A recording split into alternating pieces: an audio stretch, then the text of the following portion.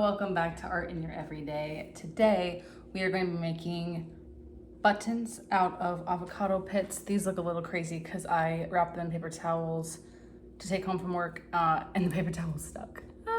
But let's get to it. All right, so I've already done this once before, so I'm gonna try and learn from my mistakes in the first one. But you want to find the natural crack in the avocado, or the natural half. I think that this line is the line from the knife. I don't think that's the natural line, which last time I cut along this line. And it just limits the amount that you're able to work with because it ends up cracking in the middle of what would be the middle anyway. So I think that this looks like the middle.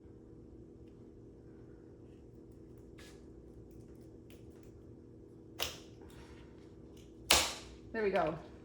Okay, it was almost the middle. See how this line here, it looks like it's gonna peel off. So I got just off the middle, but it was a pretty close guess, I think. You can sand this once you're done with it, like once it's all dry, but easier to know what it's gonna look like after it's dry if you try and get it as close to flat before you dry it, but it does sand pretty easily. So now you just wanna figure out how thick you want this. And this is the dangerous part with your fingers. So, okay. Now I can just press like this and my fingers aren't in the way.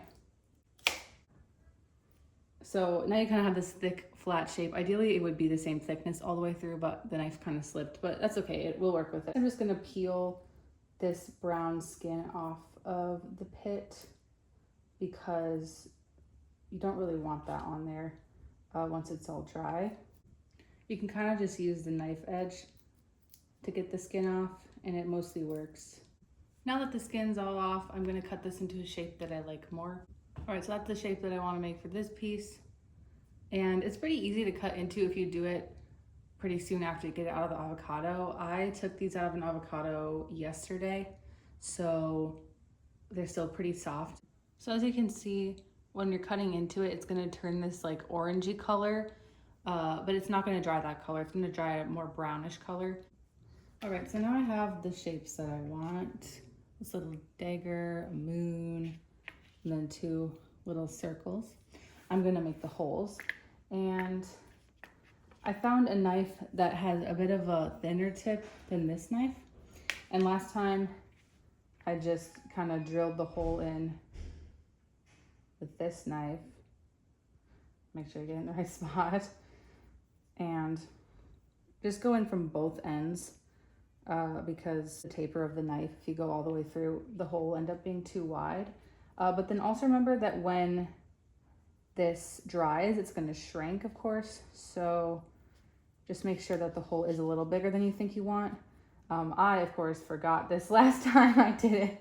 And the holes I made, they turned out actually just fine, but I probably would have preferred them a little bigger.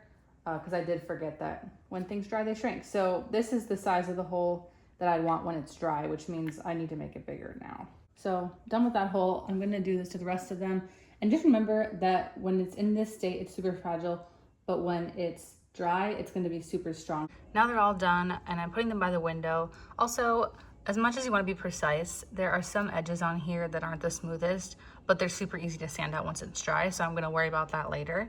Probably gonna let them dry for a little over a week, just because last time I think I checked after like 2 days and it was still too fragile. I ended up snapping one of them.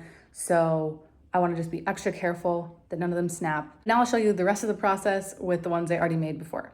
As you can see, when they dry, they have shrunk a bit. They aren't that red color anymore. And they're pretty hard, I would say. Pretty durable. I bought this sandpaper at the dollar store and I'm going to get to sanding. So the grit of sandpaper I got is super, super coarse. I'm not exactly sure the official grit name of it, but as you can see, it's working pretty well, getting this softer finish. I didn't cut these the most neat, so I'm gonna have to probably sand it quite a bit. I don't mind little divots though. It gives it a little character in my opinion. They sand down pretty well, I would say. This little fish, he's struggling with his shape, but that's okay. I'm thinking that maybe make them into earrings, or I don't really know. But I'm gonna paint them now. I was kind of debating on leaving them this wood kind of finish because I do think that that's kind of cute, but I think that these shapes could be cute in like pastel colors or something like that. So I'm gonna try painting them, see how I like it. Also, before you start painting, make sure to wipe off the dust just because the paint's not gonna stick very well if there's dust all over it. Okay, I've done the first side coat and now I'm gonna just wait for it to dry and do the second side. Okay, both sides are done. I'm gonna come back tomorrow and do the Mod Podge coat. Here they are painted and Mod Podged. I have no idea what I'm gonna do with them yet, but they're so cute and I'm excited for whatever project they find their way into. Thank you so much for watching. I hope that you enjoy this video and I hope that this inspires you to repurpose something from your kitchen, perhaps an avocado pit.